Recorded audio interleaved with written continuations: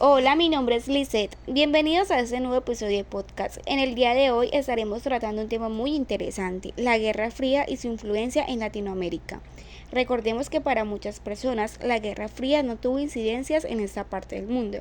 Sin embargo, hoy hablaremos un poco sobre este tema. Para esto vamos a necesitar la ayuda del compañero Jorman, que hoy es invitado. Jorman, háblanos un poco de lo que fue la Guerra Fría. Claro que sí, Lizeth, es un gusto estar aquí. Para entender lo que sucedió voy a poner un pequeño ejemplo.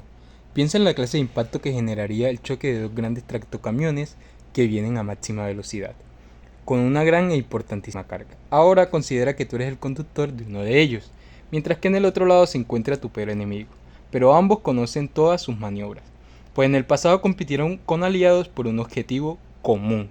Una experiencia similar pero completamente real fue lo que ocurrió en el año 1945 al finalizar la Segunda Guerra Mundial y en 1991 al disolverse la Unión de las Repúblicas Socialísticas Soviéticas cuando Estados Unidos y Rusia quedaron como superpotencias mundiales e irresponsablemente fueron capaces de poner en riesgo la seguridad mundial por motivos políticos, económicos y militares en una confrontación llamada la Guerra Fría, en donde la vida de las personas y el destino de los países funcionó como escudo dentro del orden geopolítico e imperante polarizado.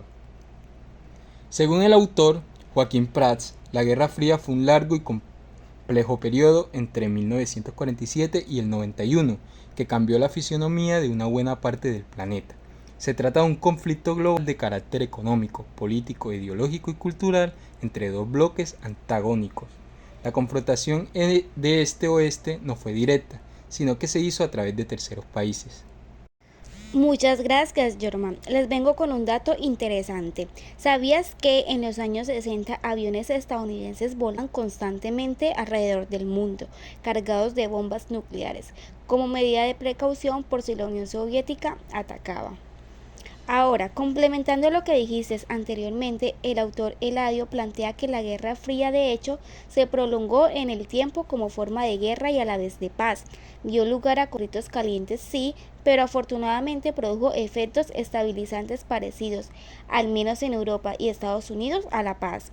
Una paz armada, extremadamente armada, aunque en el caso de la Guerra Fría debemos tener en cuenta que fue hasta tal punto armada que el planeta corrió el riesgo de desaparecer ante el tremendo poder destructivo de los nuevos ingenios militares. Muy interesante, Lisette. Ahora, remontándonos a Latinoamérica, me gustaría que resolvieras esta pregunta. ¿De qué forma afectó la Guerra Fría a los países latinoamericanos? Claro que sí, Jorman. Durante la Guerra Fría, los países de América Latina compartían características comunes.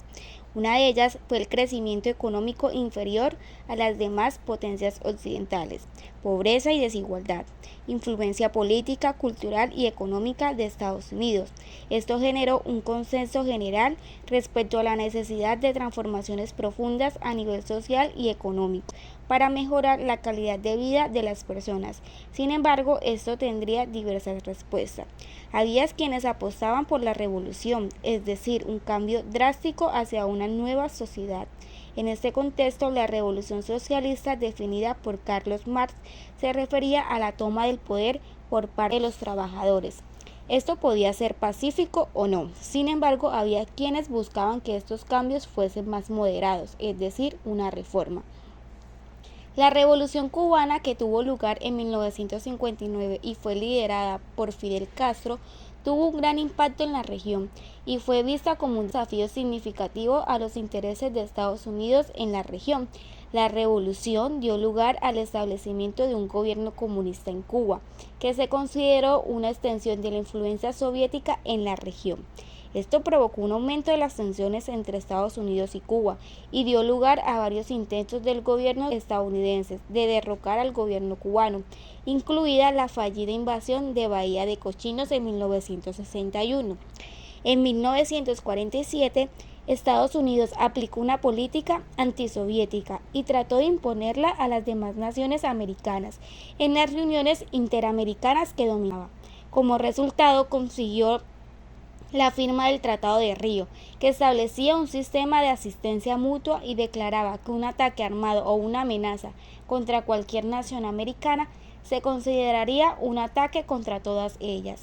Este tratado, firmado por la mayoría de los países latinoamericanos, tenía como objetivo contener la amenaza de la invasión comunista en la región. Estableció un marco de cooperación militar entre los países firmantes, en el que Estados Unidos desempeñó un papel destacado al proporcionar asistencia militar y entretenimiento a las fuerzas armadas de estos países. El trato también justificaba que Estados Unidos interviniera en los asuntos de los países latinoamericanos para proteger sus intereses de seguridad percibidos.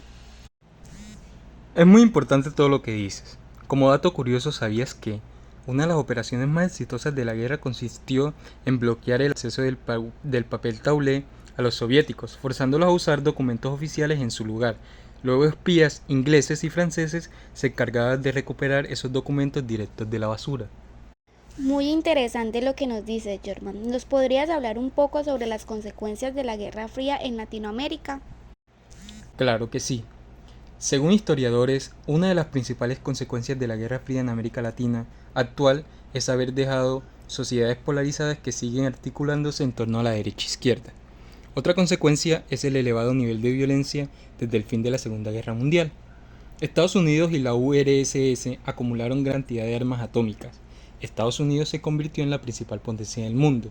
La Unión Soviética derrumbó, debido a sus debilidades económicas, el fin del comunismo.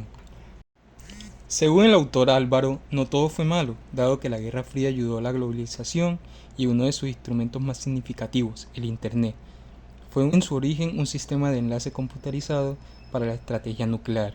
Significó en suma un sistema global de relaciones internacionales que modificó profundamente la forma de vida de los países enteros y transformó radicalmente las capacidades tecnológicas.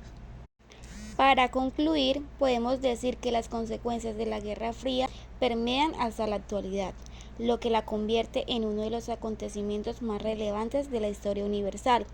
Por lo tanto, es sumamente importante que como maestros enseñemos este tema a nuestros estudiantes. De esta manera les permite observar cómo cambian los sistemas internacionales y nos sirven para entender la actualidad. Hoy presentimos que un nuevo sistema está en marcha, pero no será un gran cambio total, sino en varias situaciones al mismo tiempo.